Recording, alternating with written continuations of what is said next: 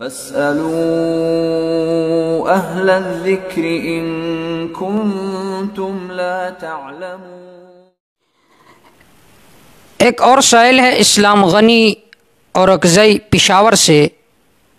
اس کا سوال یہ ہے کہ بارش جب ہوتی ہے تو اس وقت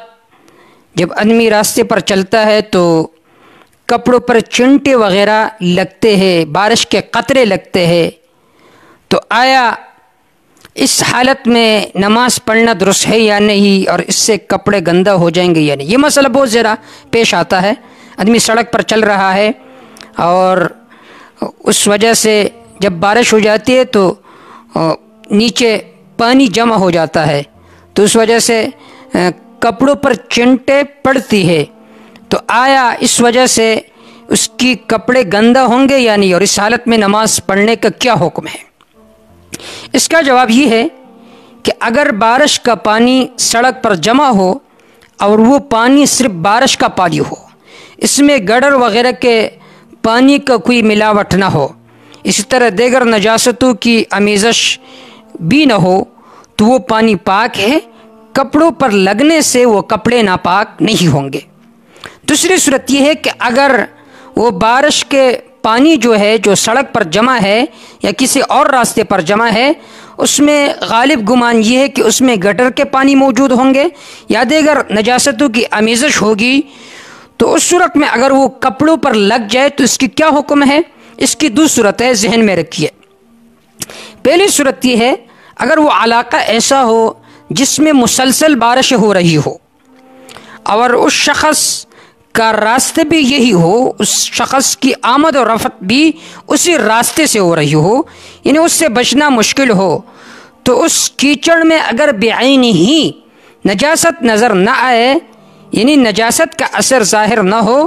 تو اس شخص کے حق میں یہ پانی پاک سمجھے جائیں گے۔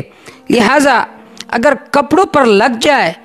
تو کپڑوں کو دھونا لازم نہیں ہے، اور اس حالت میں نماز پڑھنا بھی درست ہے۔ البتہ اگر کپڑوں کو دھوئے تو بہتر ہے، فبہا ونعمت، لیکن اگر اس نے کپڑوں کو نہیں دھویا تو تب بھی اس کے کپڑے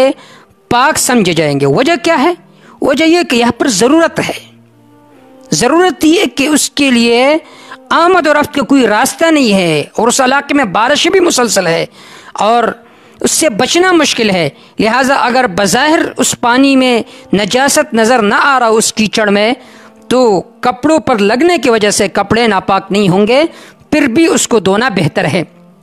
ایک صورت یہ ہے۔ دوسری صورت یہ ہے کہ اگر اس علاقے میں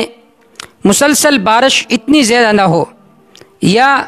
بارش زیادہ ہو لیکن اس کی آمد و رفت کا راستہ وہ اور ہو، اس کا آمد و رفت اس راستے سے کم ہو،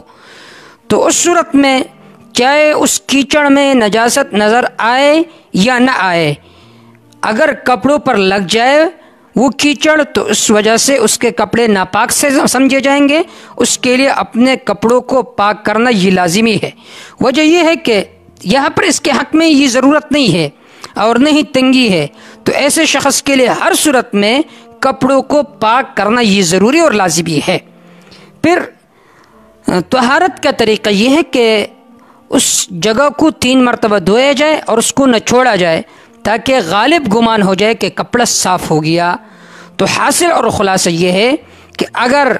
اس علاقے میں بارشیں زیادہ ہو رہی ہو اور اس کا آمد و رفت کا راستہ بھی یہی ہو اور بظاہر نجاست نظر نہ آتا ہو، تو اس کے کپڑے پاک سمجھے جائیں گے، لیکن اگر آمد و رفت کا راستہ اس کا نہ ہو اور اس سے بچنا اس کے لیے مشکل نہ ہو بلکہ کوئی اور راستہ وہ اختیار کر سکتا ہے، پھر اگر کپڑوں پر یہ کیچڑ وغیرہ لگ جائے تو اس کے کپڑے ناپاک سمجھے جائیں گے۔ واللہ تعالی اعلم بالصواب۔